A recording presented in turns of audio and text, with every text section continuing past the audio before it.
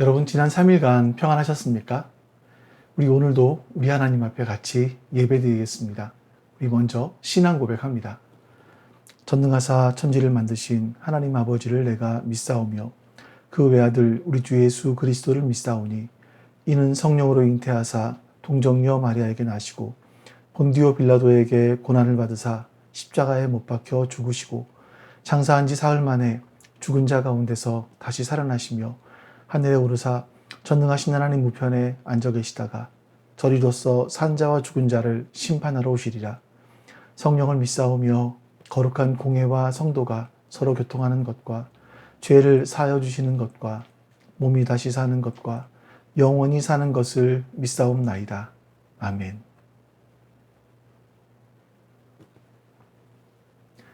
이제 우리 하나님을 같이 찬양하겠습니다.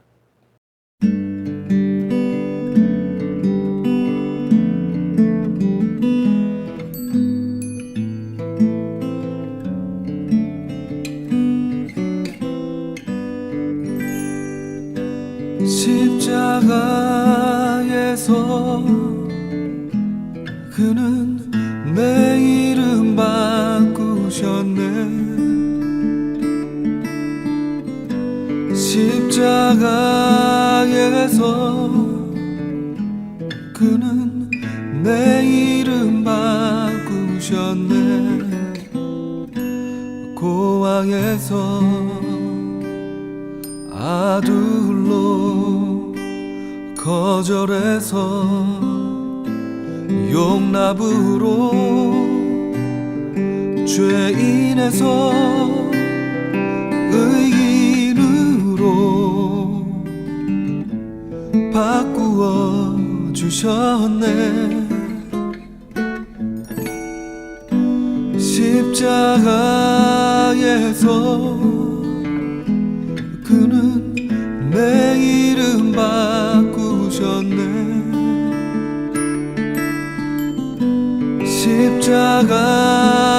십자가에서 그는 내 이름 바꾸셨네.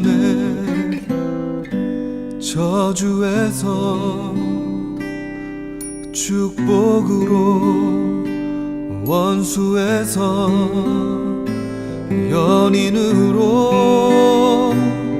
장기에서 신부로 바꾸어 주셨네.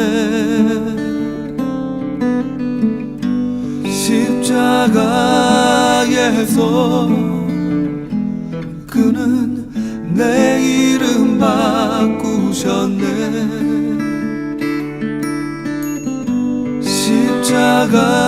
십자가에서 그는 내 이름 바꾸셨네.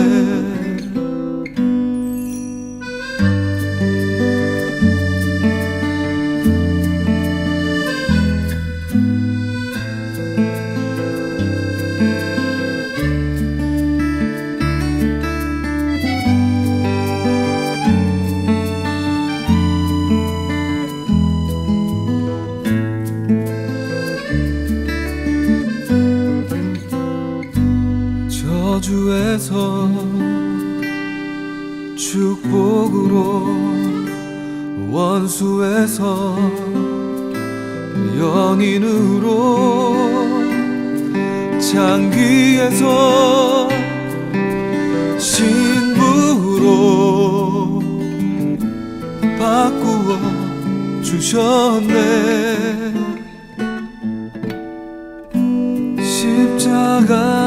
십자가에서 그는 내 이름 바꾸셨네.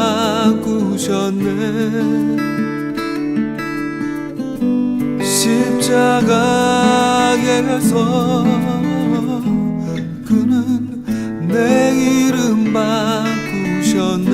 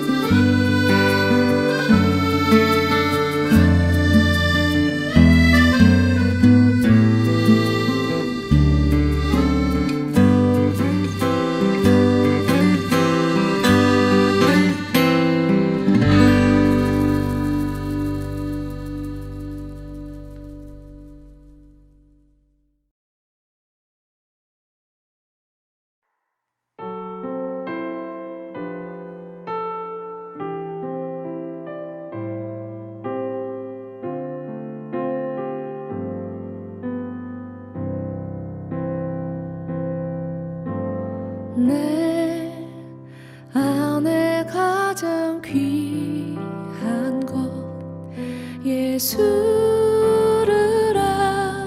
알미라.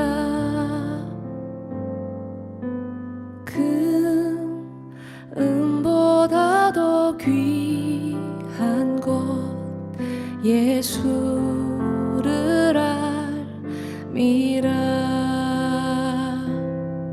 세상 지식보다 귀한 것 예수를 알미라. 내 안에 가장 귀한 것 예수를 알미라. 예수의 이름 존귀한 그 이름 예수의 이름 능력의 그 이름.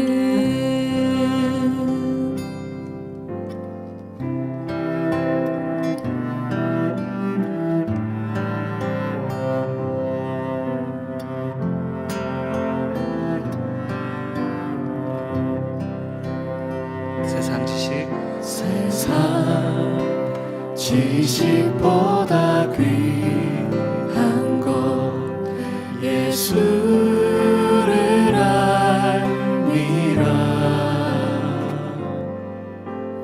내 안에 가장 귀한 것 예수를 알미라. 예수의 이름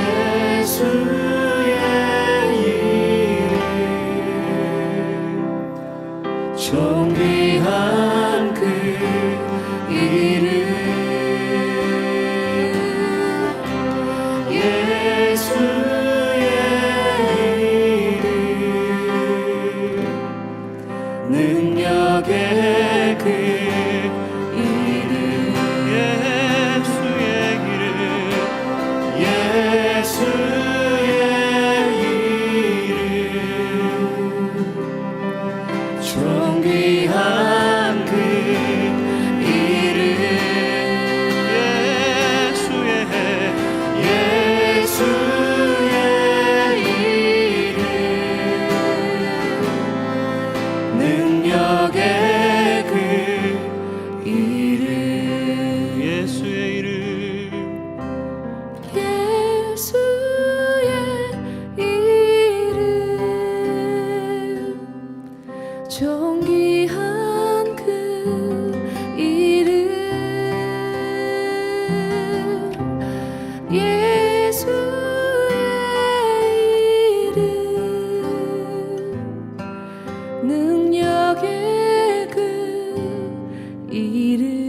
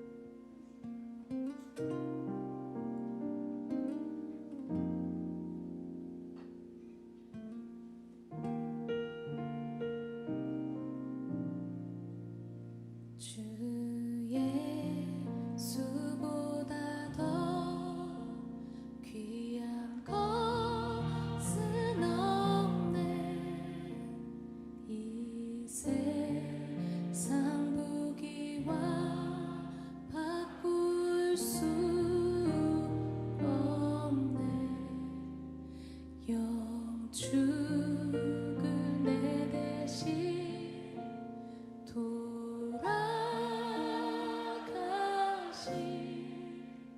그 놀라운 사랑 잊지 못해.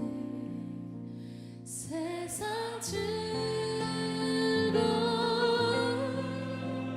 다 버리고 세상 자랑 다 버렸네. 주 예수보다 더 귀한 것은 없네.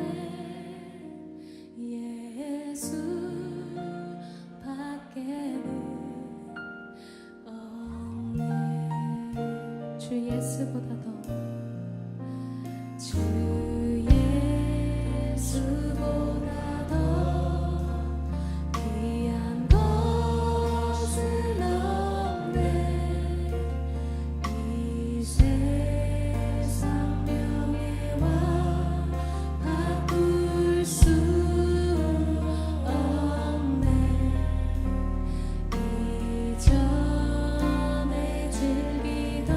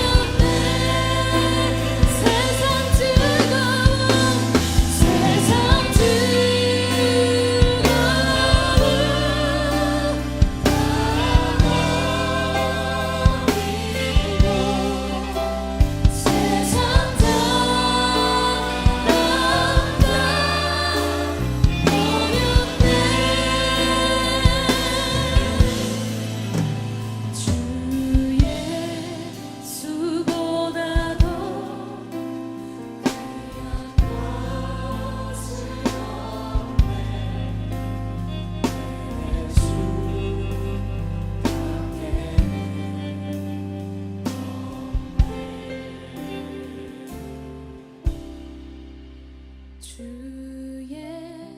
예수보다 더 귀한 것은 없네.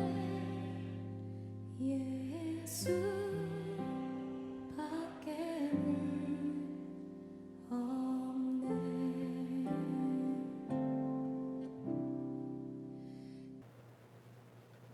이제 하나님 앞에 같이 예배를 위해서 기도합니다. 옆에 있는 기도 제목들을 보시면서 우리 같이 기도하시죠. 여호와께 아버지 하나님 감사합니다. 우리에게 주의 은혜를 베풀어 우린 주시옵소서. 하나님의 선하심과 돌아서도 인자하심을 그는 변치 않네. 여호와께 여호와께 돌아가자. 우린 넘어져도 그 사랑 영원하네.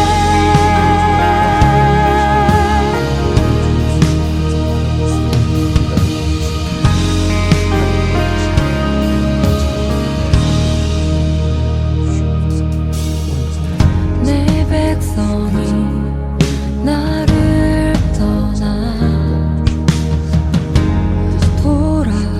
돌아섰지만 아버지 하나님 감사합니다. 오늘도 우리 하나님 앞에 예배할 수 있도록 이 놀라운 복을 주셔서 감사합니다. 하나님, 오늘 예배하며 하나님의 은혜를 기억하게 해 주시옵소서. 하나님의 선하심과 인자하심을 기억하게 해 주시옵소서. 하나님은 영이시기에 오늘도 영으로 예배할 수 있도록 은혜 베풀어 주시옵소서. 뿐만 아니라 이 예배를 통하여서 우리가 하나님께 더 가까이 갈 수 있도록 역사해 주시옵소서. 감사드리며 우리 주 예수 그리스도의 이름으로 기도하옵나이다. 아멘. 이제 우리 하나님 말씀 같이 봅니다. 고린도전서 15장 35절에서 49절 말씀입니다. 고린도전서 15장 35절에서 49절입니다. 그러나 죽은 사람이 어떻게 살아나며 그들은 어떤 몸으로 옵니까? 하고 묻는 사람이 있을 것입니다. 어리석은 사람이여, 그대가 뿌리는 씨는 죽지 않고서는 살아나지 못합니다. 그리고 그대가 뿌리는 것은 장차 생겨날 몸 그 자체가 아닙니다. 밀이든지 그 밖에 어떤 곡식이든지 다만 씨앗을 뿌리는 것입니다. 그러나 하나님께서는 원하시는 대로 그 씨앗에 몸을 주시고 그 하나하나의 씨앗에 각기 고유한 몸을 주십니다. 모든 살이 똑같은 살은 아닙니다. 사람의 살도 있고 짐승의 살도 있고 새의 살도 있고 물고기의 살도 있습니다. 하늘에 속한 몸도 있고 땅에 속한 몸도 있습니다. 하늘에 속한 몸들의 영광과 땅에 속한 몸들의 영광이 저마다 다릅니다. 해의 영광이 다르고 달의 영광이 다르고 별들의 영광이 다릅니다. 별마다 영광이 다릅니다. 죽은 사람들의 부활도 이와 같습니다. 썩을 것으로 심는데 썩지 않을 것으로 살아납니다. 비천한 것으로 심는데 영광스러운 것으로 살아납니다. 약한 것으로 심는데 강한 것으로 살아납니다. 자연적인 몸으로 심는데 신령한 몸으로 살아납니다. 자연적인 몸이 있으면 신령한 몸도 있습니다. 성경의 첫 사람 아담은 산 영이 되었다고 기록한 바와 같이 마지막 아담은 생명을 주시는 영이 되셨습니다. 그러나 신령한 것이 먼저가 아닙니다. 자연적인 것이 먼저요. 그 다음이 신령한 것입니다. 첫 사람은 땅에서 났으므로 흙으로 되어 있지만 둘째 사람은 하늘에서 났습니다. 흙으로 빚은 그 사람과 같이 흙으로 되어 있는 사람들이 그러하고 하늘에 속한 그분과 같이 하늘에 속한 사람들이 그러합니다. 흙으로 빚은 그 사람의 형상을 우리가 입은 것과 같이 우리는 또한 하늘에 속한 그분의 형상을 입을 것입니다. 아멘. 혹시 여러분 지난주의 말씀의 제목이 기억나십니까? 우리는 사도 바울의 고백이었죠. 나는 날마다 죽습니다. 이런 주제를 가지고 하나님 말씀을 같이 보았습니다. 바울이 나는 날마다 죽습니다 라고 고백할 수 있었던 것은 바울은 죽은 자의 부활을 믿고 있었기 때문이죠. 만약에 죽은 자의 부활이 없다면 자기는 내일 죽을 거니까 그냥 오늘은 먹고 마시자. 오늘 먹고 마시자 라고 했을 것이다. 이렇게 이야기하는 걸 볼 수 있었습니다. 여러분, 말씀의 제목을 기억하는 것도 중요하겠지만 정말 중요한 것은 바울처럼 나는 날마다 죽었습니다. 이렇게 생각하면서 사셨는가 하는 거죠. 우리가 한 주간을 돌아보면 사람들은요, 인생을 살아가는 삶의 방향이 늘 자기를 살리는 방향으로 살아갑니다. 또 자기를 살리는 방향으로 생각하고 자기를 살리는 방향으로 행동을 하지요. 우리가 뭘 하고 뭘 안 하고의 기준이 뭐겠습니까?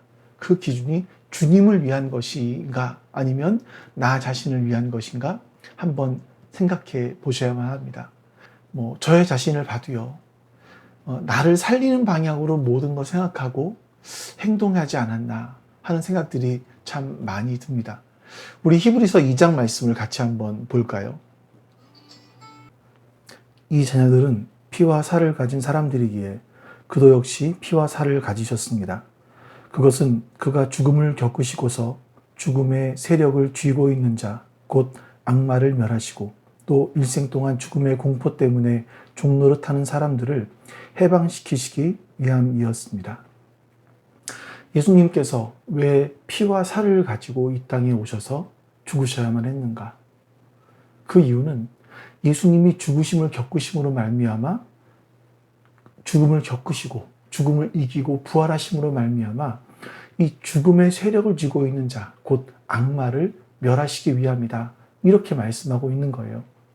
예수님께서는요, 십자가에 죽으시고 부활하심으로 말미암아 일생 동안 죽음의 공포 속에 살아가고 일생 동안 죽음 때문에 두려워하고 무서워하는 이 죽음의 종노릇하고 있는 우리들을 이 죽음에서 해방시켜 주시고 진짜 생명을 주시기 위해서 이 땅에 오신 것이라는 말입니다.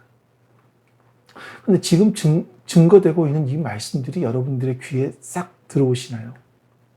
이런 말씀을 들으시면 막 관심이 생기시나요? 왜 세상 사람들은 예수님이 십자가에 죽으셨다, 그리고 부활했다, 이런 거에 대해서 관심이 없을까요? 그것은요, 눈에 보이는 이 세상이 전부라고 생각하기 때문에, 눈에 보이는 이 세상이 진짜 현실이라고 생각하고 있기 때문일 겁니다. 세상 사람들은 이 눈에 보이는 것, 이것이 진짜이고 전부인 줄 압니다. 이 세상이 하나님의 진노 아래에 있기 때문에 멸망받을 것이라는 것은 알지 못하는 거죠. 그래서 예수님이 십자가의 죽으심과 또 부활하심, 여기에는 별로 관심이 없는 겁니다. 그러나 여러분, 예수님이 십자가에 죽으신 것으로 끝난 것이 아니라 죽음을 이기고 부활하시고 또 부활하신 것으로 끝난 것이 아니라 하나님 나라의 승천하심으로 말미암아 이 세상이 전부가 아니라는 것을 보여주셨습니다. 예수님께서 부활하셨을 때 신령한 몸을 입으신 걸 보여주심으로 말미암아 이 땅의 것들이 전부가 아니구나. 이 땅의 것들이 진짜가 아니구나 라는 것을 우리에게 보여주신 거죠. 여러분, 세상은요, 진짜가 아닙니다. 세상은요, 사실 성경의 말씀에 의하면 불에 타서 없어질 곳이라고 말씀하고 있습니다. 우리 베드로후서 3장 7절 말씀을 보겠습니다. 그러나 지금 있는 하늘과 땅도 불사르기 위하여 그동안 그 동일한 말씀으로 보존되고 있으며 경건하지 못한 자들이 심판을 받아 멸망을 당할 날까지 유지됩니다. 여러분, 이 세상은요, 주님이 재림하시는 걸 통해서 이루어질 새 하늘과 새 땅이 이루어지기까지 잠시 보존되고 있는 것뿐이다 라고 얘기를 해요. 새 하늘과 새 땅이 임하면 경건하지 못한 사람들이 심판을 받지 않습니까? 그때까지, 그들이 멸망받기 전까지 이 세상은 유지되는 것이다. 다른 말로 하면 그들이 구원받을 때까지, 구원받을 수 있는 기회를 주시는 시간들, 그래서 이 땅은 유지되고 있는 것이라고 볼 수 있겠죠. 근데 문제는 여러분, 예수님 믿는다고 하는 우리들입니다. 예수님 믿는다고 하면서 교회에 나오는 우리들이에요. 근데 우리들이 예수님의 죽으심과 예수님의 부활하심과 예수님의 승천하심에 대해서 큰 관심이 없는 것은 아닌가 하는 생각이 듭니다. 왜냐하면 그것은 부활의 세계에 대해서 우리가 별 관심이 없기 때문이 아닐까 해요. 우리가 예수님을 믿고 있긴 하지만 여전히 세상을 사랑하기 때문인 것 같습니다. 우리가 지난주에도 봤지만 전도서 7장에서 이렇게 말씀하고 있죠. 명예가 값비싼 향유보다 더 낫고 죽는 날이 태어나는 날보다 더 중요하다. 초상집에 가는 것이 잔치집에 가는 것보다 더 낫다. 살아있는 사람은 누구나 죽는다는 것을 명심하여야 한다. 전도서 기자가 하는 말이 뭡니까? 초상집에 가는 것이 잔치집에 가는 것보다 더 낫다. 또 태어나는 날보다 죽는 날이 더 중요하다. 이렇게 말을 합니다. 자, 여러분, 도대체 이 세상을 어떤 곳으로 보았기에 죽는 날이 태어나는 날보다 더 낫고 초상집에 가는 것이 잔치집에 가는 것보다 더 낫다고 말을 할까요? 이 세상은 다 죽을 곳이 이 세상의 사람들은 다 죽을 것이기 때문입니다. 여러분, 죽음을 받아놓고 있는 사형수에게, 그래서 감옥에 있는 그 사형수에게 많은 돈이 생겼어요. 그럼 그게 그 사람에게 무슨 소용이 있겠습니까? 그 사람에게 명품 옷, 아주 멋진 옷이 생겼습니다. 그렇다 그래서 그것이 무슨 소용이 있겠습니까? 그 사람이 간절히 원하는 것은 돈을 주고서라도 이 옷을 바꿔서라도 생명을 얻는 거 아니겠습니까? 그런데 사실은 이 돈도 이 옷도 우리에게 진짜 생명을 주지 못하는 거죠. 그런데도 여러분, 우리에게 참된 생명을 주지 못하는 세상이 좋다고, 이 세상에서 살아보기 위해서 발버둥 치는 것이 우리의 모습이 아닌가 하는 생각이 듭니다. 우리의 이런 모습이 바로 죽음에 매여서 종노릇하고 있는 그런 거죠. 그런데 여러분, 우리 주님께서는요, 이 땅에 오셔서 스스로 죽음을 겪으심으로 말미암아, 죽음을 겪으시고 거기서 이기심으로 말미암아 이 죽음의 세력을 쥐고 있는 자, 곧 악마를 멸하시고 우리를 해방시키셨다. 이게 성경 말씀이에요. 그리고 부활하셔서 부활의 첫 열매가 되셨다라고 말씀합니다. 그럼 여러분, 죽은 사람은 어떻게 살아나고요? 어떤 몸으로 올까요? 이 초대교회의 궁금증이었거든요. 우리가 몸이 부활한다고 했을 때 여러 가지 질문들이 떠오를 수 있습니다. 여러분, 우리가 부활을 한다면 몇 살 정도의 나이로 부활을 할까요? 어떤 사람들은 가장 아름다웠을 때의 모습으로 부활을 할 거다라고 이야기를 하지만 사실 이것도 정확한 대답은 아닌 것 같습니다. 왜냐하면 사람마다 미의 기준이 다 다르잖아요. 그래서 어떤 사람들은 성형을 합니다. 그러면 성형하기 이전으로 부활을 할까요? 성형한 이후로 부활을 할까요? 어떻게 될까요? 사실 이것들도 역시 우리가 오해하는 부분들이고요. 또 어떤 분들은 몸이 다시 부활한다고 하는데 그러면 우리가 죽을 때 화장을 하면 안 되고 매장을 해야 되는 것은 아니냐, 이렇게 질문하시는 분도 있을 수 있습니다. 그러나 이것도 사실 오해이죠. 여러분, 과학자들의 말을 들어보십시오. 우리의 몸이 그냥 죽어서 매장을 했다고 하죠. 이 매장한 몸도 사실은 서서히 분해가 됩니다. 미생물이 먹던 어떤 벌레들이 먹던 다 다른 생명체에게 가는 거죠. 그것뿐이겠습니까? 살아있는 동안에 사실은 우리의 몸 역시요, 계속 죽고 다시 살아나고 하는 일들이 반복됩니다. 아마 가장 오랜 시간 동안 유지되는 세포가 뼈세포라고 하더라고요. 10년에서 15년 정도 되는 것 같던데, 그건 역시 10년 정도 지나면, 15년 정도 지나면 새로운 뼈로 바뀌어 있는 겁니다. 그러니까 우리가 한 15년 정도가 지나면 우리의 몸은 완전히 새 거로 되어 있다고 볼 수가 있겠죠. 우리의 몸을 구성하는 성분들, 그래서 이 몸도 역시 사실은 영원한 내 것은 아닙니다.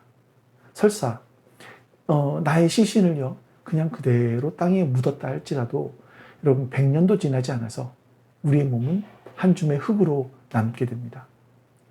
예수님 재림하실 때 내 몸이 부활할 수 있도록 내 시신을 묘지에 고스란히 매장한다고 해서 우리가 부활할 때 부활할 수 있을 것이다, 이런 생각을 한다면 이거는 성경 말씀대로 성경도 모르고 하나님도 모르는 바로 그런 생각인 거죠.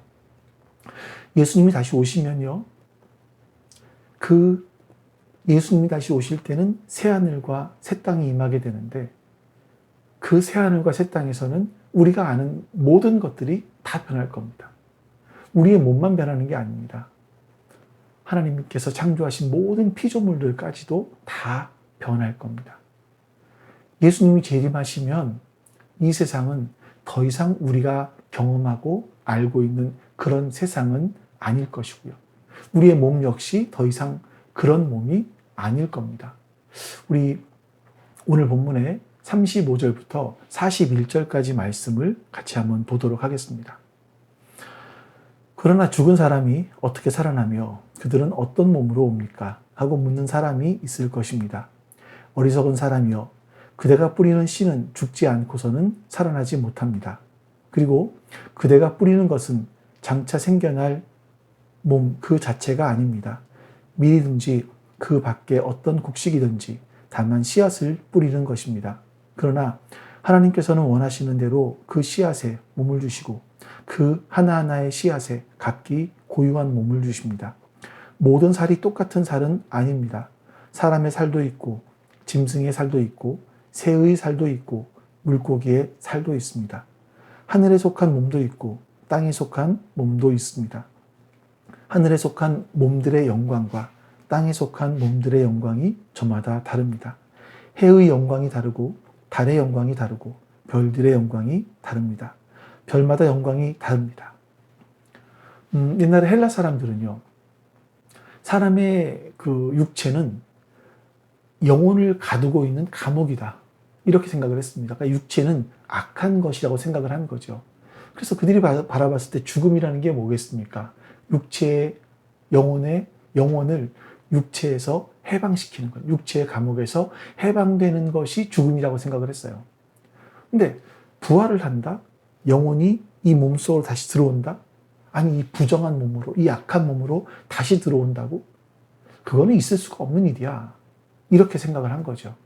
뿐만 아니라 이제 그들이 과학적인 부분들이 없으니까 이제 육체가 땅에 묻혀 죽으면 다 썩잖아요.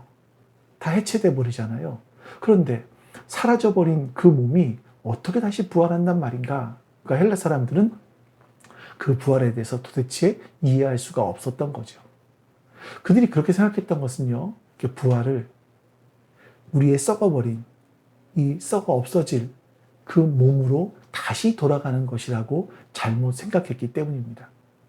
근데 여러분, 부활은요, 썩어 없어지는 그 인간, 지금 우리의 육체로 다시 되돌아가는 것을 의미하는 것이 아닙니다. 새로운 몸을 입고 본질적으로 변화가 되는 거죠. 그래서 신령한 몸이라고 이야기하는 게 그겁니다. 그래서 바울은 죽은 사람이 어떻게 살아나는지, 어떤 몸으로 오는지, 이런 것들을 설명하는 거죠. 그래서 바울이 그걸 설명하면서 식물의 씨앗을 심어서 어떻게 자라게 되는지에 대한 비유를 들어서 부활을 설명합니다. 예를 들어볼까요? 수박에 씨를 심었어요. 근데 수박 씨와 수박은 다르지 않습니까? 그러니까 수박에 씨를 심으면 성경 말씀대로 표현하면 씨가 죽어요. 그러니까 사라지는 거예요. 씨의 형체가 사라지는 거죠. 그리고 전혀 다른 수박 넝쿨이 땅으로 나오게 됩니다. 마찬가지로요, 참외 씨를 심었어요. 그러면 참외 씨는 죽어요. 사라지죠. 그리고 참외 넝쿨이 땅으로 나오게 됩니다. 이렇게 씨를 심었을 때 전혀 다른 몸으로 나오는 것을 예를 들어서 부활을 우리에게 설명하고 있는 거예요. 그 씨를 심은 사람의 의지, 또 씨를 심은 사람의 능력, 거기에 따라서 좌지우지 되는 것이 아니라 전혀 다른 몸 그 자체를 하나님께서 만들어 주셨다라고 바울은 말하는 겁니다. 그리고 식물뿐만이 아니라 동물의 몸도 사실은 다 다르죠.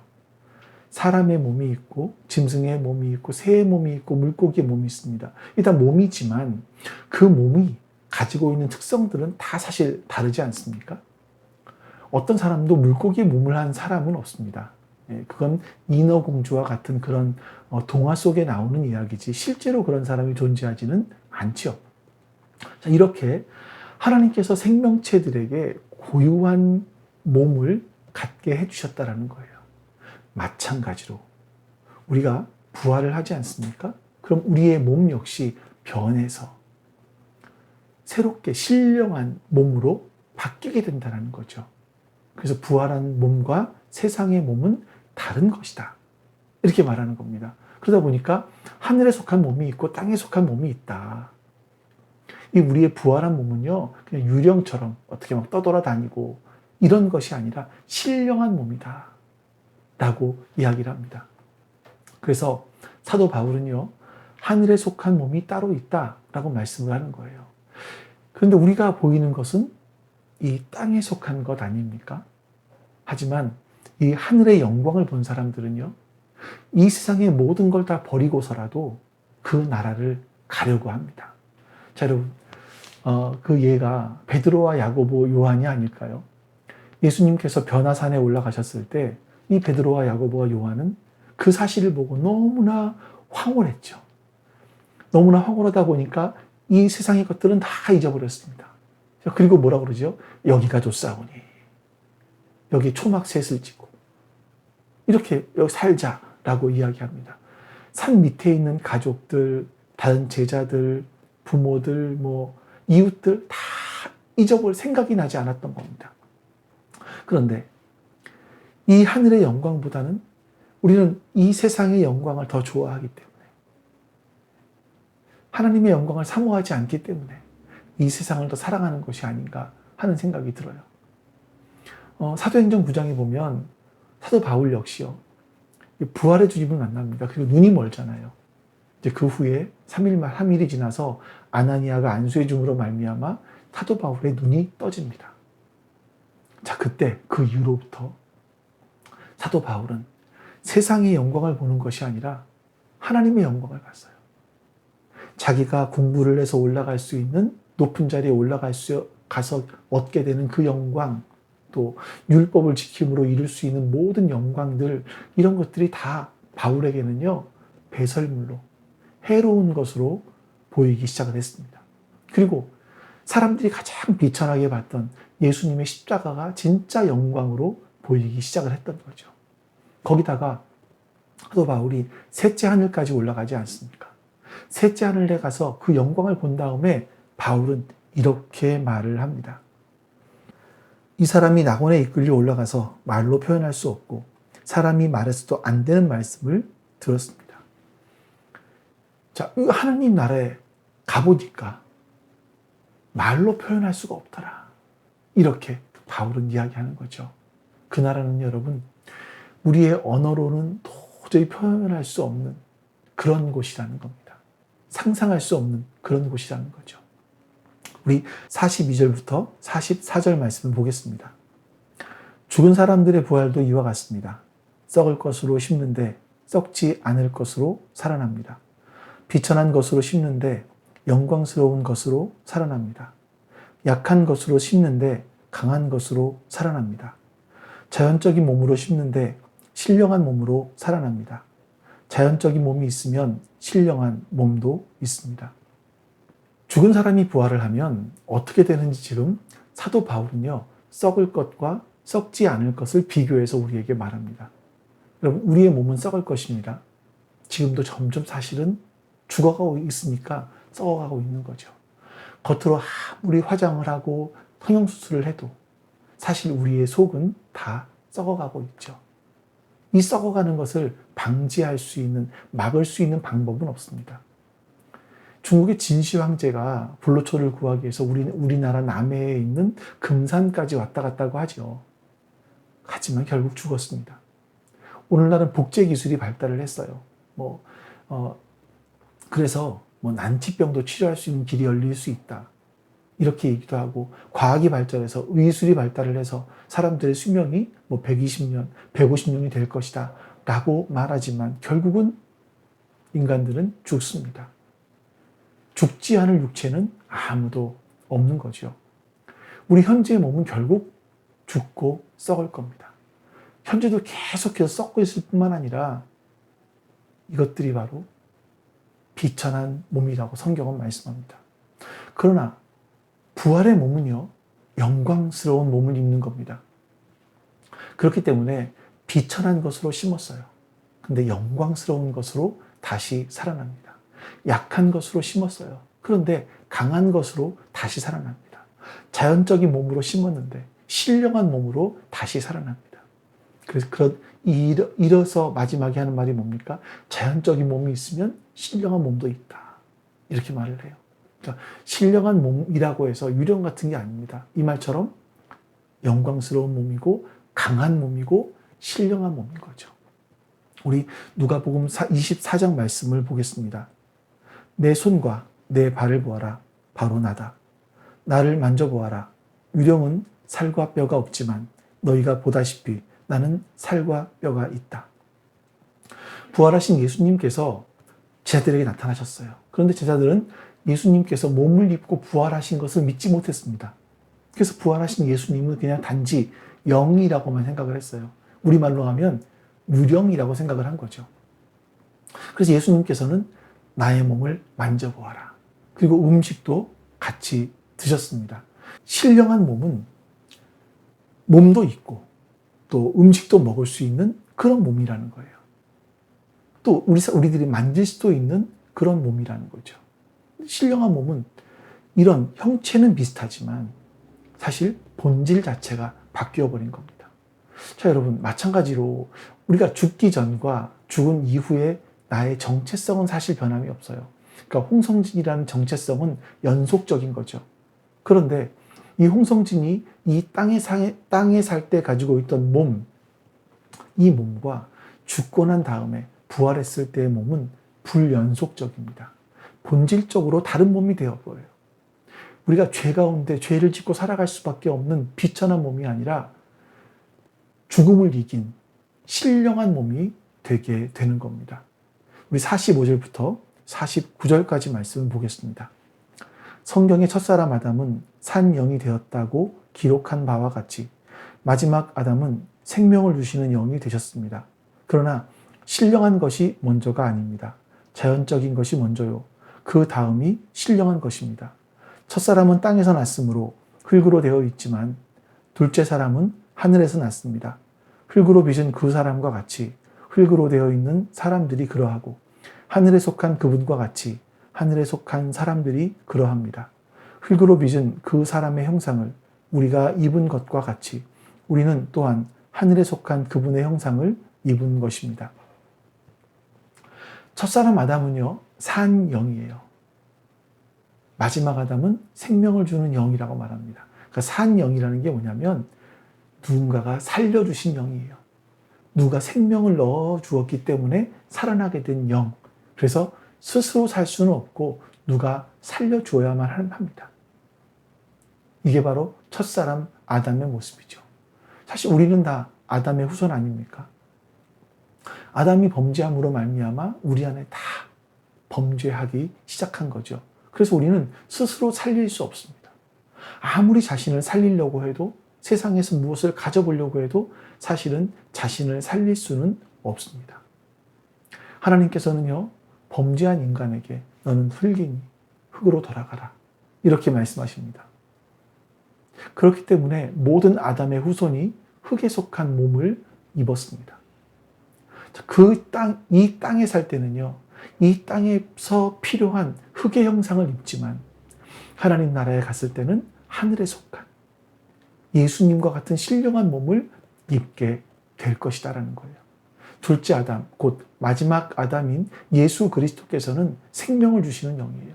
생명을 주는 영이 되기 위해서 흙에 속한 몸으로 이 땅에 오셔서 십자가에서 죽으셨습니다.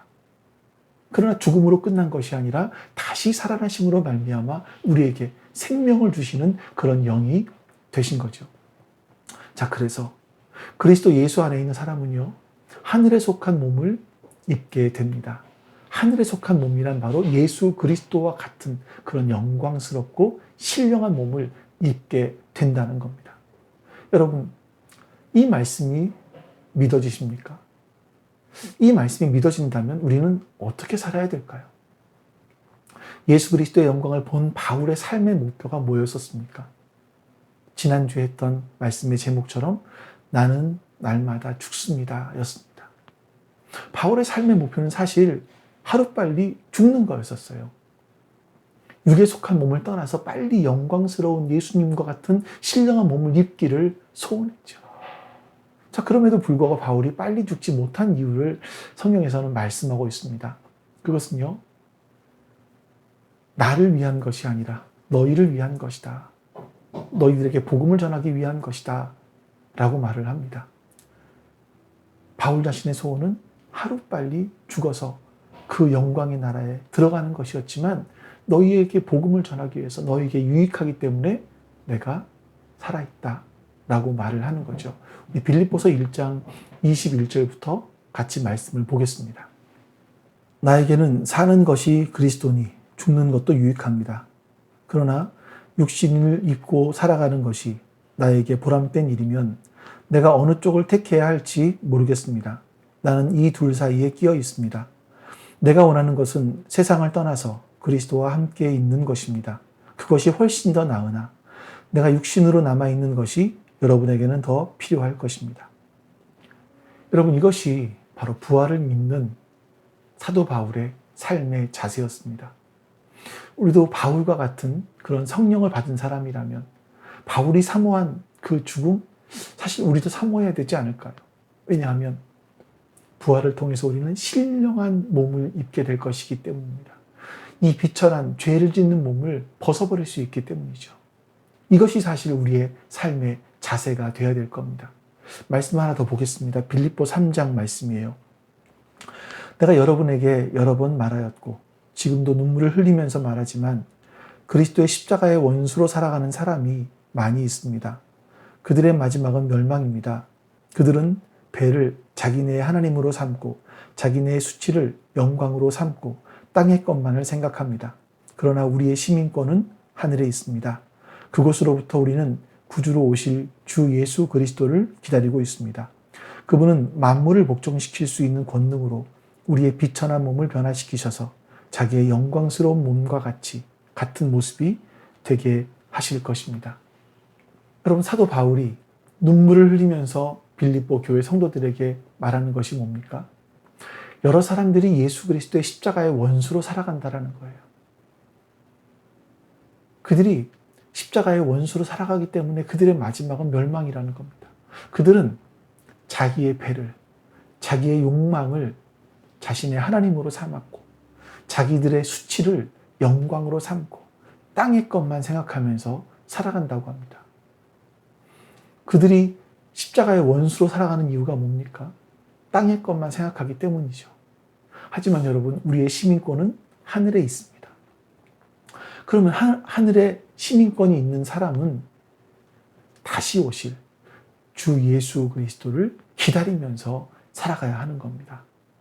왜냐하면 예수 그리스도께서는요, 만물을 자기에게 복종시킬 권능이 있으신 분이시고요. 또한 주님께서는 우리의 비천한 몸을 자기의 영광스러운 몸과 같이 변화시켜 주실 것이기 때문이에요. 그래서 사실 성도란 빨리 우리의 이 비천한 몸을 벗고 영광스러운 몸을 입는 것을 소원하면서 살아가는 사람들인 겁니다. 자, 그렇다 그래서 우리가 뭐 자살하자 이런 얘기가 아니고요. 우리가 예수 그리스도와 함께 죽는 겁니다. 이게 뭘까요? 여러분, 한 가지만 마지막으로 예를 든다면 세상에 살려면 돈이 있어야죠. 하지만 성경은 돈을 사랑하는 것이 일만하게 뿌리다. 또 예수님은요, 돈과 하나님을 겸하여 섬길 수 없다. 이렇게 말씀합니다. 여러분, 돈이 없으면 비참해지잖아요. 돈이 없으면 자존심이 상할 일들이 많이 있잖아요. 그래서 우리는 사실 돈에 대해서 죽을 수가 없습니다. 그러나 우리 주님께서는 우리의 자존심을 죽여주십니다. 예수님과 함께 십자가에 죽으면 우리의 자존심까지도 죽는 거죠. 우리 주님께서 자기 백성을 그 나라 백성답게 만드는 일에 대해서 실패하지 않으십니다. 우리 스스로는 살아낼 수 없는 사람들이지만 우리 주님은 살려주시는 영이기 때문에 우리의 몸을 죽여서라도 우리 영을 살려내시는 바로 그런 주님이신 겁니다. 그렇기 때문에 여러분, 사실은요, 죽어도 상관이 없는 사람들이에요. 왜냐하면 주님께서는 우리의 비천한 몸을 그 영광의 몸으로 변화시켜 주실 것이기 때문에 우리는 그 주님을 믿는 사람들이기 때문입니다.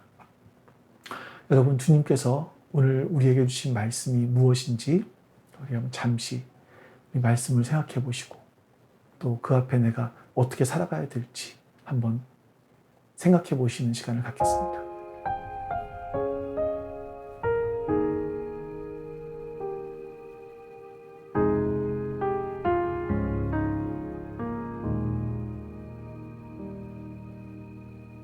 내 백성이 나를 떠나 돌아섰지만 내 사랑이 내 백성을 포기 못하니 내 모든 것 내어주고 우리 같이 하나님께서 오늘 주신 말씀을 기억하면서 그렇게 살 수 있게 해달라고 기도하겠습니다. 기도합니다. 아버지 하나님 감사합니다. 여호와께 영광스러운 돌아가자. 몸으로 신령한 몸 우린 예수님과 같은 몸으로 바꿔주실 돌아서도 것이라고 말씀하십니다. 그는 더 이상은 변치 누군가를 않네.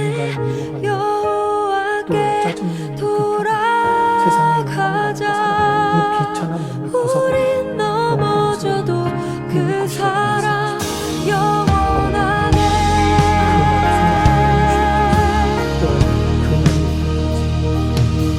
나를 위한 삶을 너를 위한 삶을 살아갈 수 있도록 주님 은혜를 주시옵소서. 하나님의 도우심을 통해 내 내가 백성이 간절히 소망합니다. 나를 살 수 있도록 주님 떠나 힘을 주시길 간절히 소망합니다. 돌아섰지만 하나님 내 아버지 사랑이 도와주시옵소서. 내 백성을 은혜를 부어주시옵소서. 포기 이 비천한 몸, 이 죄 가운데 있는 몸을 벗고 그 영광의 몸을 입기를, 예수님과 같은 신령한 몸을 입기를 소망합니다. 그 나라에 갈 때까지, 그 날이 올 때까지 나를 위해서가 아니라 너를 위해서 우리의 삶을 살아갈 수 있는, 하나님의 영광을 위해서 이 땅의 삶을 살아갈 수 있는 우리가 되게 해 주시옵소서. 감사드리며 우리 주 예수 그리스도의 이름으로 기도하옵나이다. 아멘. 하늘에 계신 우리 아버지여, 이름이 거룩히 여김을 받으시오며 나라가 임하시오며 뜻이 하늘에서 이루어진 것 같이 땅에서도 이루어지이다. 오늘 우리에게 일용할 양식을 주시옵고 우리가 우리에게 죄진 자를 사하여 준 것 같이 우리 죄를 사하여 주시옵고 우리를 시험에 들게 하지 마시옵고 다만 악에서 구하시옵소서. 나라와 권세와 영광이 아버지께 영원히 있사옵나이다. 아멘.